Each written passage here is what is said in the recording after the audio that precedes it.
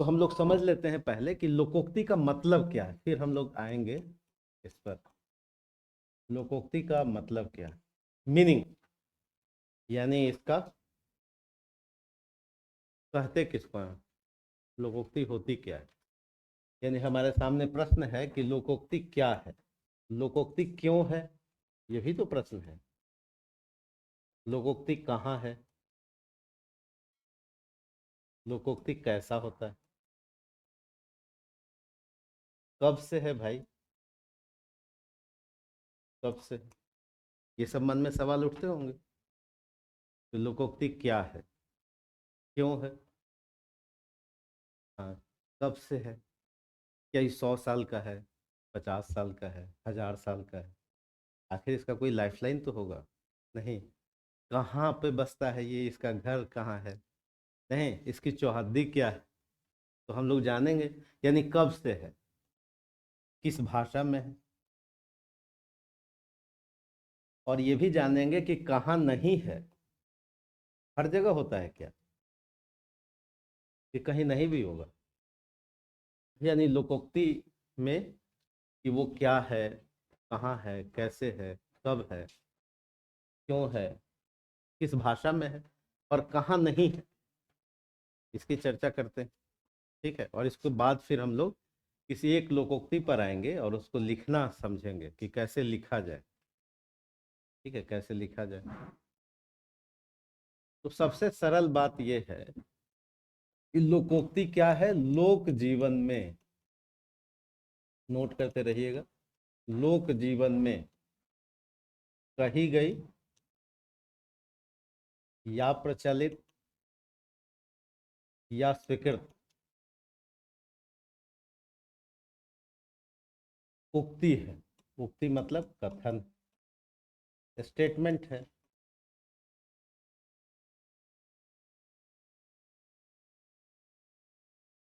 तो लोकोक्ति आपसे कोई पूछे कि लोकोक्ति क्या है, तो आप क्या कहेंगे, लोक जीवन में जो प्रचलित है, जो कही गई है, और जो एक्सेप्टेड भी है।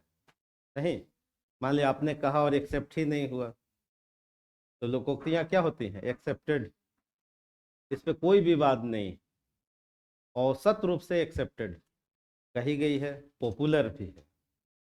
कहाँ पर ये पॉपुलर है, लोक जीवन में। तो लोकोक्ति का मतलब क्या हुआ, लोकोक्ति है ये, लोक जीवन में कही गई, प्रचलित और स्वीकृत। कई बार प्रचलित कोई चीज होता है, स्वीकृत नहीं होता, ऐसा हो सकता है। बहुत सारी चीजें प्रचलित हैं लेकिन एक्सेप्टेड नहीं, है ना। तो लोक जीवन में कही गई, प्रचलित और स्वीकृत उक्ति को हम लोग क्या कहते हैं, लोकोक्ति कहते हैं। और तो लोक जीवन का मतलब क्या है, कहाँ पर है, तो लोक जीवन, लोक जीवन का क्या मतलब, इसमें तीन शब्द हुए, लोक जीवन में, तो लोक जीवन का क्या मतलब। बोरिंग रोड है कि नहीं, लोक जीवन एन कॉलेज के सामने, ये वाला इलाका लोक जीवन है। मुंबई, दिल्ली है, और गांव तो कहाँ नहीं है, सब जगह लोक जीवन, सब जगह लोक जीवन, जहाँ मनुष्य है वहाँ लोक जीवन। हम ये कहना चाह रहे हैं कि ये लोक जीवन में प्रचलित था। तो लोक जीवन का मतलब क्या, बोरिंग रोड, पीएन मॉल नहीं, दिल्ली, मतलब जहाँ लोग रहते हैं वो सब लोक जीवन। तो लोगों का समूह तो हर जगह लगभग, तो सब जगह लोक जीवन, क्या, एक प्रकार का समाज, एक प्रकार का, जैसे अगर हम शहरी क्षेत्र कंसीडर करते हैं, हम दिल्ली जो हमारी राजनीतिक राजधानी है वहाँ कंसीडर करते हैं, मुंबई को करते हैं आर्थिक राजधानी, अमेरिका को करते हैं, वहाँ भी तो एक समाज है, वो भी लोक जीवन।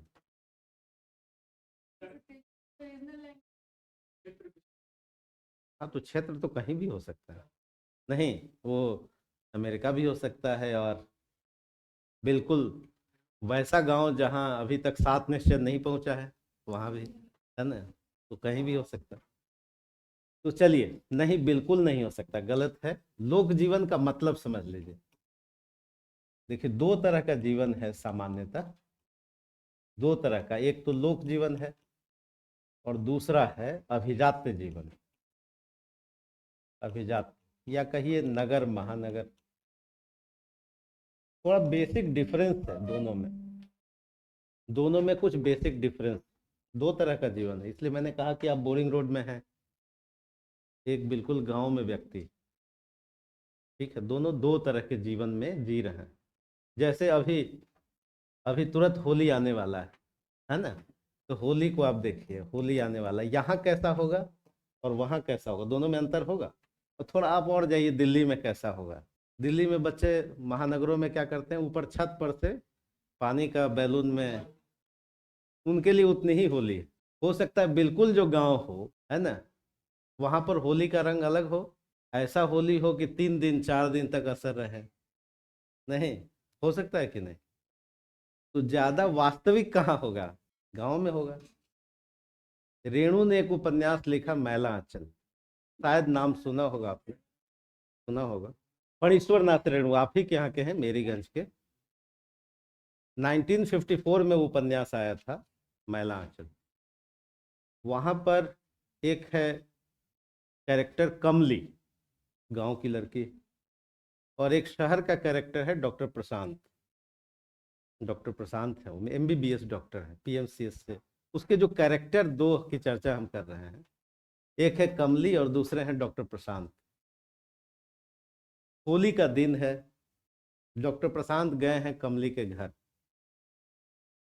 कमली की तबीयत थोड़ी खराब रहती थी, लेकिन दोनों में कुछ प्रेम प्रसंग जो खुल करके नहीं है। अब होली का दिन है और डॉक्टर प्रशांत अबीर लगा रहे हैं, तो कमली का स्टेटमेंट है, रेणु लिख रहा है, मेरा स्टेटमेंट नहीं है, कि भाई आप होली खेल रहे हैं या इंजेक्शन लगा रहे हैं? ऐसे ही होली होती है क्या? यानी कमली चाहती है कि भरपूर रंग दिया जाए, नहीं तन मन सब सराबोर हो जाए। अब आप देखिए, होली ऐसा शहरों में तो नहीं होगा। इसका मतलब है कि लोक जीवन में जो संबंध होते हैं वो जीवंत होते हैं, ये जीवंत होते हैं। यहाँ पर लगभग संबंध जब काम के होने लगे, संबंध कैसे बने? जरूरत के हिसाब से। संबंधों में गहराई कम हो तो लोक जीवन में संबंध कहाँ होंगे? गहरे होंगे। और संवाद भी होगा, बातचीत भी होगी, संवाद भी होगा, संबंध भी होगा और समय भी होगा, तभी तो संवाद होगा। यहाँ तो समय ही नहीं लोगों के पास बातचीत करने का। यहाँ पर कुछ रीति रिवाज होंगे, नहीं? आप देखते हैं शादी वगैरह में कितने दिन चलता रहता है फंक्शन। गालियां भी तरह तरह की, महिलाएं प्रयोग धर्मी, आप है ना, आप शादी वगैरह में जो महिलाएं गाली, किसी को छूट गया तो लोग स्लिप भेजते हैं, इनका रह गया फूफा जी का, है कि नहीं?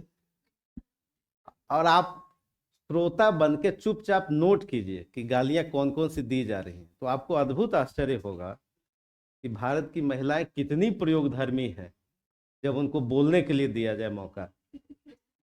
नहीं, अब ऐसा ही क्या अमेरिका में होगा? नहीं होगा, दिल्ली में नहीं होगा। यानी लोक जीवन लोक भाषा में चलता है। आप अपनी मम्मी से कैसे बात करते हैं? लोक भाषा में। कोई मगही में बात कर रहा है, कोई भोजपुरी में कर रहा है, कोई मैथिली में कर रहा है। अभिजात जीवन में लोक भाषा नहीं चलती, एक रस नीरस, है ना? लोक जीवन में प्रकृति रहती है सीधे सीधे, नेचर। यहाँ पर प्रकृति से बचते हैं लोग। वर्षा होगी, अभी लोग बचना शुरू कर देंगे, ठंड लग जाएगी, जुकाम हो जाएगा। नहीं, प्रकृति ज्यादा जीवंत कहाँ रहती है? लोक जीवन में। तो ये लोकोक्तियां कहाँ है? लोक जीवन में है। लोकोक्तियां कहाँ नहीं मिलेंगी? महानगरों में नहीं मिलेंगी। हमने एक टॉपिक लिखा था, कहाँ नहीं मिल ऐसी लोकोक्तियां, अनेर धुनेर के राम रखवार, धोबिया कुत्ता न घर के न घाट के।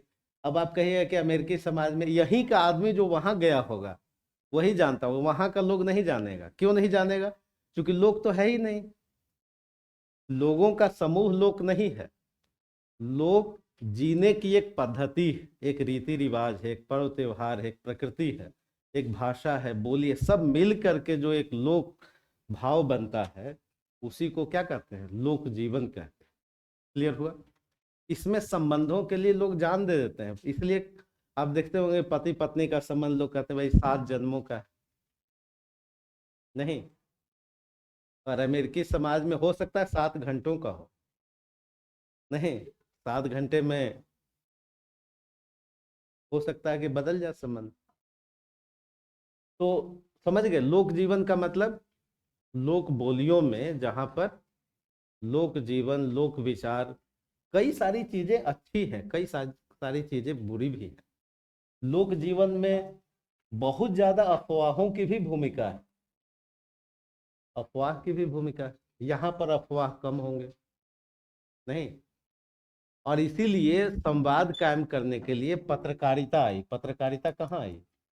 महानगरों में आई। ये पूंजीवादी व्यवस्था के तहत आई। गांव में तो ऐसे ही बिजली की तरह खबर फैल जाती है। नहीं, आप जिस दिन पास करेंगे एग्जाम, तो कहाँ कहाँ खबर पहुंचेगी? नहीं, दूर दूर तक तुरंत बिजली की तरह खबर पहुंच जाएगी। या कोई भी काम करेंगे, नहीं, आपने शादी कर ली, आपने कुछ भी किया, आप सोचिए कि कितनी दूर तक खबर जाती है और कितनी जल्दी जाती है। पत्रकारिता उतनी जल्दी नहीं भेज सकती है ना। तो यहाँ पत्रकारिता की जरूरत नहीं है। लोक जीवन के कई सारे, तो हम लोग इसको अलग से पढ़ेंगे कि लोक जीवन का मीनिंग क्या है। अभी तो हम लोग थोड़ी सी इतना समझ रहे हैं कि लोकोक्ति किससे जुड़ा हुआ है? लोक जीवन से। महानगरों में नहीं है ये, नगरों में हो ही नहीं सकती लोकोक्ति, क्योंकि संबंध ही नहीं है। और लोकोक्ति हमेशा एक एवरेज अनुभव को बताता है, औसत अनुभव को बताता है, औसत अनुभव, सत्य। लोकोक्तियां एवरेज एक्सपीरियंस को बताती हैं, एक दिन का नहीं है वो। एवरेज तो मैथ में समझे होंगे, है ना। यानी औसत अनुभव सत्य को बताती है, और अनुभव है ही नहीं है। महानगरों में तो एक व्यक्ति का अनुभव है, पूरे समाज का अनुभव कहाँ दिखाई देगा? आप अगर दिल्ली में रहते हैं तो आपका अपना एक्सपीरियंस, ऐसा नहीं है कि ऊपर नीचे सबका एक्सपीरियंस हो सकता है।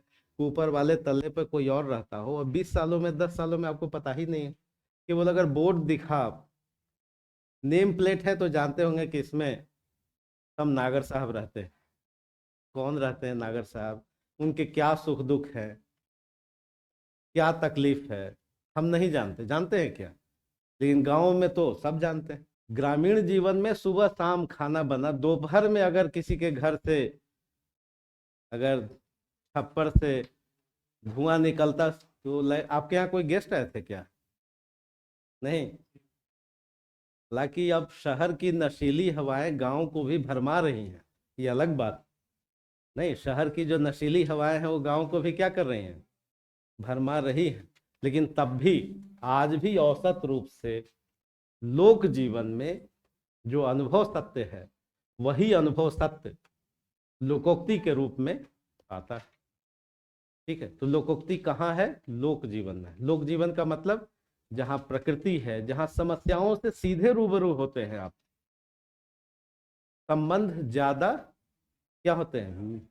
गहरे होते हैं, टूटते नहीं, भरोसे ज्यादा रहते हैं, समस्याएं भी ज्यादा रहती हैं, सीधे सीधे आदमी प्रत्यक्ष अनुभव करता है। और इसके साथ साथ एक पूरे अनुभव सत्य को जब व्यक्ति बोलता है, समाज बोलता है, तब उसको क्या कहते हैं? और एक्सेप्टेड हो जाता है, स्वीकृत हो जाता है, प्रचलित रहता है, तो उसको हम लोग क्या कहते हैं? लोकोक्ति कहते हैं। अब कब से है? लोकोक्तियों की उम्र, किसी किसी लोकोक्तियों की उम्र 1000 वर्ष है। किसी की रामचरितमानस इतना पॉपुलर हुआ कि कई सारे सेंटेंस लोकोक्तियों के रूप में आ गए। रामचरितमानस की रचना कब हुई? रामचरितमानस की रचना कब हुई? क्या होगा राम राज्य का? इतने राम पर चर्चा हुआ है, तो क्या होगा राम राज्य का? किसी को नहीं पता। लगभग 1574-75 की रचना। रामचरितमानस कब की रचना है? 1574-75। 500-600 वर्ष यानी लोकोक्तियां जो है बहुत लंबे समय से, कोई 100 साल, कोई 50 साल, क्योंकि एक पूरे जीवन अनुभव सत्य को ये बताती, ठीक है, और एक्सेप्टेड हो जाती। और किस भाषा में है, तो अपनी बोलियों से इसकी शुरुआत होती है। तो थोड़ा समझ लेते हैं। बोली, बोली और भाषा में क्या अंतर? लोकोक्ति लोक बोलियों में है, लोक बोली में। लोकोक्ति किस में है? लोक बोलियों में। बोली में जब व्याकरण, ग्रामर धीरे धीरे बनना शुरू हो जाता है और इसका विकास धीरे धीरे होता है, यानी थोड़ा सा एडवांस स्टेज में आती है, जब इसमें लोक साहित्य आने लगता है, तब ये भाषा बन जाती है। बोली और भाषा में क्या कर सकते हैं डिफरेंस, कि हम एडवांस स्टेज बोली का भाषा है और प्राइमरी स्टेज भाषा का क्या है, बोली। यानी जो क्षेत्रीय स्तर पर बोलचाल के लिए, क्षेत्रीय स्तर पर, जहां भी आपके मन में कोई डाउट हो तो पूछिएगा, क्षेत्रीय स्तर पर बोलचाल के लिए, क्षेत्रीय स्तर पर बोलचाल के लिए जो प्रयोग किया जाता है उसको क्या कहते हैं, बोली कहते हैं। लेकिन अगर उसी बोली में धीरे धीरे ग्रामर का विकास भी होता है, व्याकरण का मतलब एक अनुशासन का विकास होगा, लोक साहित्य होगा, थोड़ा एडवांस स्टेज होगा, तब वो क्या कही जाएगी, भाषा। तो आपके यहाँ बोलियां कितनी है मुख्य रूप से बिहार में? 3 बोलियां हैं, मैथिली, मगही और भोजपुरी, अंगिका, यही मुख्य रूप से है। तो आपसे एग्जाम में जो खंड ग से जो सवाल पूछा जा रहा है इन्हीं से होगा, क्योंकि बिहार स्पेशल है वो। लोकोक्तियां कहाँ की पूछी जा रही है, जो बिहार स्पेशल। तो बिहार स्पेशल का मतलब है कि मगही से पूछी जाएंगी, भोजपुरी से पूछी जाएंगी और अंगिका, मैथिली से पूछे जाएंगे, या सबके एक मिश्रित रूप से पूछे जाएंगे, ऐसा भी हो सकता है। इन्हीं से होंगी लोक बोलियों में जो प्रचलित है और जो स्वीकृत है, और लोक भाषा में है। लोक मतलब ग्रामीण जीवन में आम समाज का व्यक्ति अपनी बात जो कम्युनिकेट करता है दूसरे से, यानी ग्रामीण समाज, ग्रामीण मनोवृत्ति, ग्रामीण मिजाज का जो व्यक्ति है, एक दूसरे से जो बातचीत कर रहा है, कम्युनिकेट कर रहा है, अभिव्यक्त कर रहा है, उसी अभिव्यक्ति का जो माध्यम है, उसी माध्यम में लोकोक्तियों का विकास होता है। क्लियर हुआ? यानी लोक बोलियों में होता है, लोक बोलियों में लोकोक्तियों का विकास होता है। यहां तक कोई सवाल आपके मन में हो तो पूछिए, आपको समझ में आ रहा है? यानी लोकोक्तियां लोक बोलियों में है, लोक अनुभव सत्य को बता रही हैं। और तो अब तक हम लोगों ने समझा क्या, कि लोकोक्ति जो है ग्रामीण जीवन में, लोक जीवन में, यानी वो प्रकृति के साथ, यानी यहाँ का जो सामाजिक अनुभव है, सामाजिक अनुभव, यहाँ का आर्थिक अनुभव भी हो सकता है,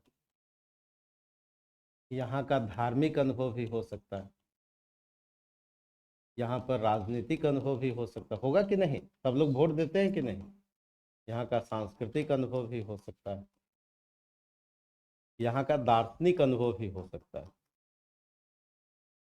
इन सब का एक एवरेज जो है, एवरेज यानी औसत, और इस औसत में जो सत्य छुपा है, यही सत्य लोकोक्तियों के रूप में व्यक्त होता है।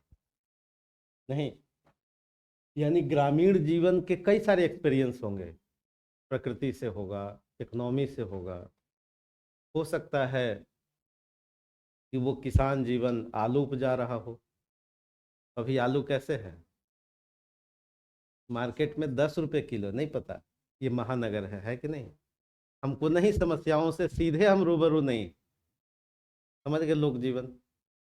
हमको नहीं पता, किसी को कहिए कि शहरों के बच्चों को कहिए तो कह सकते हैं आलू जमीन के अंदर होता है ऊपर, कई लोगों को नहीं पता होगा। और आलू का पौधा कम से कम होता होगा 10 फीट का, तो इतना तो होता होगा। आप समझ गए लोक जीवन क्या है? नहीं, और अभिजात्य जीवन, हम समस्याओं से जब सीधे सीधे रूबरू नहीं होते, प्रकृति के साथ सीधे संबंध नहीं होता, तो मेरे कहने का मतलब था कि अभी 10 रुपये किलो है, किसान से हम 5-6 रुपये किलो ले रहे हैं, उसको घाटा हो रहा है। अब डायरेक्ट उसका अनुभव है, नहीं, लॉस हो रहा है उसको। अब उस अगर औसत रूप से सबका अगर कुछ अनुभव हो, और उस अनुभव को कम शब्दों में, इसलिए लोकोक्तियां हमेशा कम शब्दों में होती हैं, कम शब्दों में। लोकोक्तियां लंबी हो ही नहीं सकती, क्योंकि एक बड़ा अनुभव बोल रहा है उसमें। ठीक है। और ये बिल्कुल विदित सत्य है कि जिसका जितना अनुभव ज्यादा होगा, उसको अपनी बात कहने में कम से कम शब्द लगेंगे। अगर अनुभव ज्यादा है तो अपने एक्सपीरियंस को वो कम शब्दों में बता देगा। जिसका अनुभव कम है, उसको बताने में बहुत शब्द खर्च करने होते हैं। ठीक है। यानी कम शब्द क्यों है? क्योंकि अनुभव गहरा है, अनुभव व्यापक, अनुभव गहरा है, डेप्थ है उसमें। यानी हॉरिजॉन्टल और वर्टिकल दोनों एक्सपीरियंस बहुत अधिक है, इसलिए वो कम शब्द आ रहे हैं, है ना। इसलिए जितने हमारे बड़े महापुरुष हुए, उन्होंने बहुत कम बोला, मितभाषी रहे वो लोग। महात्मा बुद्ध को देखिए, कम बोला उन्होंने। महावीर को देखिए, कम बोला। गांधी जी को देखिए, कई बार गांधी जी प्रैक्टिस करते थे मौन रहने का, कम शब्द लगे उनको अपनी बात कहने में, और वो बात बहुत दूर तक गई और देर तक गई। और जो बहुत ज्यादा बोले, नहीं, जैसे कोई लड़का देखने गए, कोई लड़की देखने गए, बहुत बोले लड़का, तो क्या मतलब है? लगता है एक्सपीरियंस अभी कम है, अभी दुनिया कम देखा है। नहीं, तो लोकोक्तियां बहुत कम शब्दों में व्यक्त होती है। क्यों कम शब्दों में? क्योंकि अनुभव बहुत सामाजिक स्तर पर बहुत गहरे हैं, और 1-2 दिनों का नहीं है, हो सकता है 50 साल का हो सकता है 100 साल का। इसलिए कम शब्दों में वो अनेर धुनेर के राम रखवार, एक दिन का अनुभव नहीं। धोबिया कुत्ता न घर के न घाट के, ये कहना और ये प्रचलित हो जाना और फिर स्वीकृत हो जाना एक लंबे समय के अनुभव को व्यक्त कर रहा है। ठीक है। इसका मतलब है कि लोकोक्तियां ग्रामीण जीवन की इकोनॉमी को, सांस्कृतिक जीवन को, धार्मिक जीवन को, पॉलिटिकल एक्सपीरियंस को बहुत कम शब्दों में गहरे भाव के साथ व्यक्त करती हैं। क्लियर हुआ? यानी लोकोक्तियां गहरे अर्थ देती और एक अनुभव सत्य को बताती है, और चूंकि ये प्रचलित है और एक्सेप्टेड भी है। ठीक है। पूर्ण सत्य नहीं है ये, हम बार बार कह रहे हैं एवरेज अनुभव सत्य को। पूर्ण सत्य तो कुछ होता ही नहीं। ठीक है, हम लोग देखेंगे कि आखिर ये पूर्ण सत्य कैसे नहीं है और क्यों ये एवरेज ट्रुथ है। तो इतना समझ गए। यानी लोकोक्तियां अपने समय के सामाजिक, आर्थिक, सांस्कृतिक, राजनीतिक अनुभव क्षेत्र को पूरी व्यापकता में, गहराई के साथ जो व्यक्त करती हैं लोक बोलियों में और एक्सेप्टेड है। तो ऐसी लोकोक्तियों से आपसे 4 प्रश्न पूछे जाते हैं, और इन 4 में से लिखना क्या है? एक को लिखना। क्लियर है यहाँ तक? लोकोक्तियों के कुछ समझ हुई। अब हम लोग एक एक लोकोक्ति पर आते हैं और समझते हैं कि आखिर इसमें लिखना क्या होता है, और फिर हम लोग लिख के भी बताएंगे। नहीं, यहाँ तक तो कोई सवाल नहीं है? कोई सवाल नहीं है ना? सबको समझ में आ गया? अब आप बता सकते हैं कि लोकोक्ति कहाँ नहीं है, कहाँ नहीं मिलेगा? महानगर में, शहरी जीवन में नहीं मिलेगा, क्योंकि है ही नहीं संबंध। शहर जीवन में अनुभव ही कितना है। जो लोग नौकरी कर रहे हैं, मान लिया सेंट्रल सेक्रेटेरिएट में जो लोग नौकरी कर रहे हैं, घर से निकले, टिफिन लिया, सुबह नाश्ता किया, और फिर दोपहर का इंतजाम करके निकले।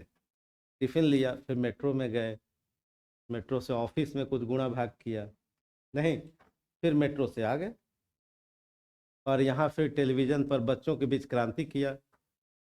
नहीं, ये मदर फादर ही नहीं करते हैं। बच्चों देखो कितना बुरा हो रहा है, पेपर में ये है वो है। फिर शाम को सो गए, फिर सुबह वही रूटीन। और चूंकि सुबह लेट तक सोए, तो बच्चे भी सोचते हैं कि ये जो मम्मी पापा है, अगर दोनों जॉब में हैं, ये संडे वाले हैं, क्योंकि मंडे से सैटरडे क्या है, बिजी है। अब संडे को मम्मी पापा उनको थोड़ा मॉल घुमा देंगे। कितना एक्सपीरियंस हुआ, हुआ ही नहीं कुछ। जीवन का, प्रकृति का, समाज का, संबंधों का, गहराई का अनुभव ही नहीं हुआ। तो जब अनुभव नहीं हुआ तो लोकोक्तियों का निर्माण, और भी एक व्यक्ति का हुआ ये। औसत जीवन अनुभव का सत्य नहीं नजर नहीं आया, क्योंकि ये अनुभव सत्य कहाँ नजर आएगा, ग्रामीण जीवन में लोग एक दूसरे से जुड़े होते हैं। ठीक है।